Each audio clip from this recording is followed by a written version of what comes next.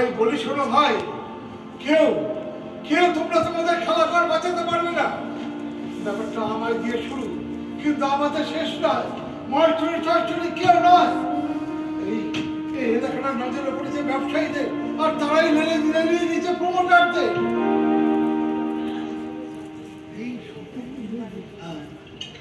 হ্যাঁ কনক, হ্যাঁ 14 তলা মল তৈরি হবে।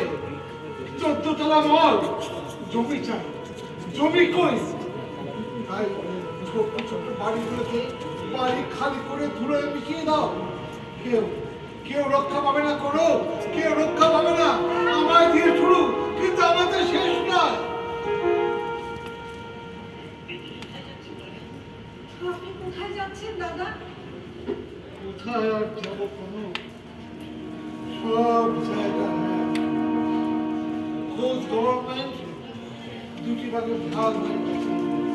একটা ভাগ ওই প্রমোটারদের সাথে, আর একটা ভাগ আমাদের মতো সাধারণ মানুষের কথা ভাবে, কিন্তু তারা উপরতলা লোক ডাকলেই তারা ভয়ে ইঁদুরের গর্তে গিয়ে ঢুকে।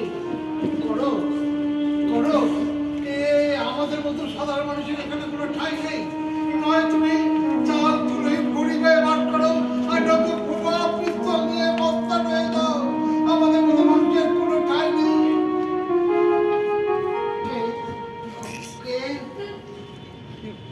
ও পাখি,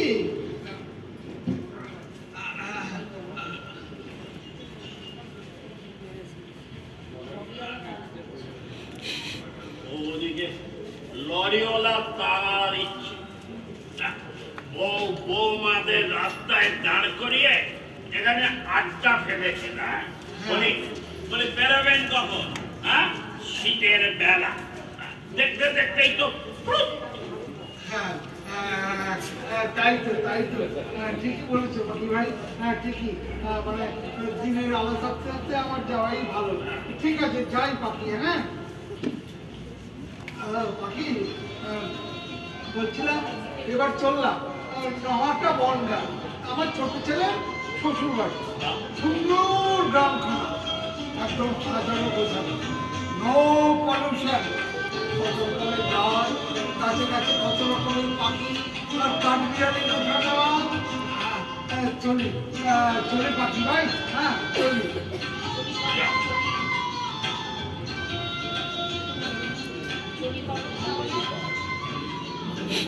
চলি হ্যাঁ। কি যেন বলছিলেন? কি আপনি যাওয়ার আগে একবার ভেতরে আসবেন, কথা আছে। পুরো কথাটা তো ভালো করে বললেন না, সেটা ভুলে যাবেন। হ্যাঁ কি যেন বলছিলাম, বাবা যা ভুলে গেছি। বলছিলে মরুদ্যানে ডাকাত পড়ে। হ্যাঁ পড়তে টাকা খুব ভালো, খুব। না না পাখি ভাই, কি যে বলো না, আমি এখানে বলতে পারি না। একবার ভেতরে আসবেন। হ্যাঁ আছি কোনো আছি। ছেড়ে যেতে মন চায় না। হ্যাঁ, বেশ মাখো মাখো দিন কাটছে। পুরো ঘাম, এবার না বেরোলে এই বোতল ছুঁড়ে মেরে তারা। ঢুলুদা নিয়ে যান, সাথে ফুলটা নিয়ে যান। ঢুলু দাদা, ঢুলু দাদা আমার। Chop chop. আর ঢুলুদা দেরি হয়ে গেছে রে, আর ঢুলুদা চলে যাচ্ছে। সাবধানে যাবেন ঢুলুদা।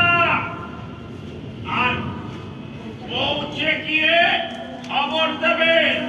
আর এরপরে কলকাতা এলে না, ছোটির সঙ্গে দেখা না করে যাবেন না। আর না হাঁটায় কোনো অসুবিধে হলে আমাকে খবর দেবেন, ওখানে আমাদের লোক আছে। কম খুবু তুমি মায়েশ্বরীর 20 লাখ টাকার অফারটাকে খুব ভালো করে গুছিয়ে নিয়ে তবে ছাড়বে। আমি হাতে পেয়েছি 25, বাকি টাকা তো কি দিল না, জানতেও পারলাম না। আর জানতে হবে না, জানতে হবে না। যাও, এবার যাও তো, যাও। আর কিচ্ছু জানতে হবে না, যেখানে যাচ্ছ যাও। দেখি অত কাঁপছেন কেন?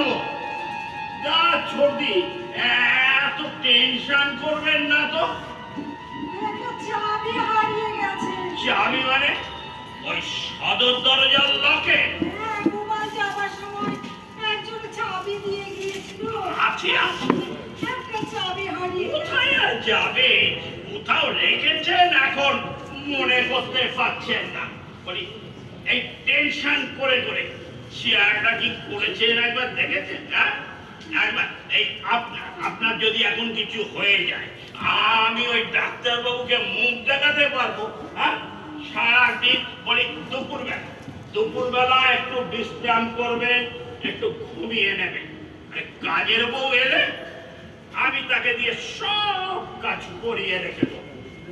রাত্রিবেলাও তো ঘুমোতে পারেন না, সারা রাত জেগে বসে থাকেন, কখন ছেলের ফোন আসে। এই শুনুন, উঠুন উঠুন তো একটু, চল একটু ঘুমিয়ে নেবেন, চলুন দুপুরে একটু ঘুমিয়ে নিন। আর কাজের বউ এলে আমি সব কাজ করিয়ে রাখবো। আসুন আসুন, চলুন যান।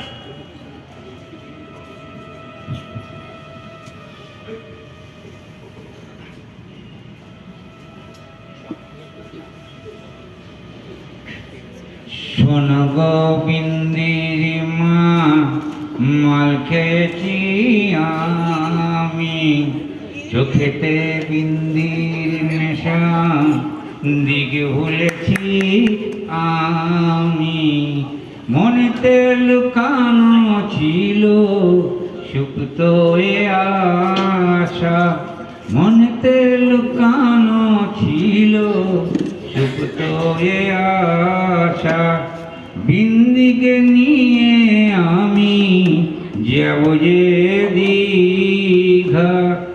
শোন গো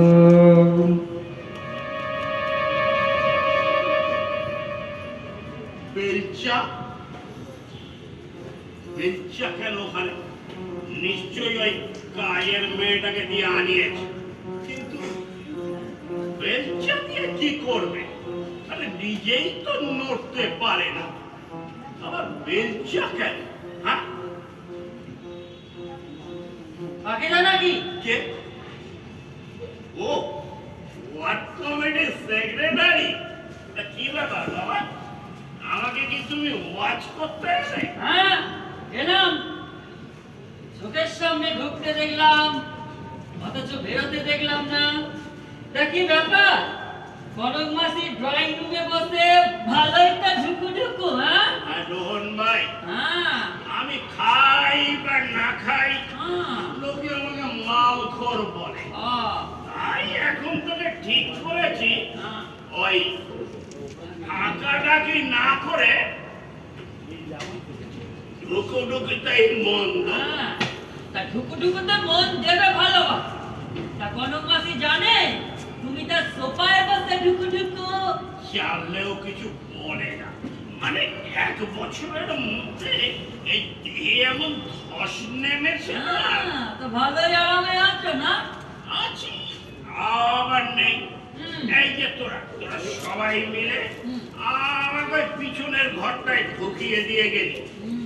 ঘরটা তো অন্ধকার, জ্যাম পড়া স্যাঁতসেঁতে, তার উপরে আমার এই মেঝে চটটা ওঠা। হুম। আর তোরা তো জানিস, তোদের পাখিদার বেডিং বলতে একটা ছেঁড়া 17 ইঞ্চি। মানে সাধু সন্ন্যাসীদের পিছনে দাঁত হাজা হয়ে যাবে। হ্যাঁ। এই মাল খেয়ে যে সোফায় বসে একটু দুলুবো, তারও উপায় নেই। তাই তো মাঝে মাঝে তোর মাসি দেখভাল করতে এসে দল খেয়ে যাও। একদম। এই, তারপর, এখান থেকে না খুলে এখানে দাম পেড়ে দেবো। তারপর, ফের বেতমিজি একবার কাউন্সিলরের পায়ে ধরে তোর খেয়াল শিক্ষা হয়নি না? বলি, পার্টির কর্তাদের কানে গেলে কি হবে জানিস? কে বললো পাখি নন্দী, তোমার পাখি আমার পাখি, কে বললো? এই সারা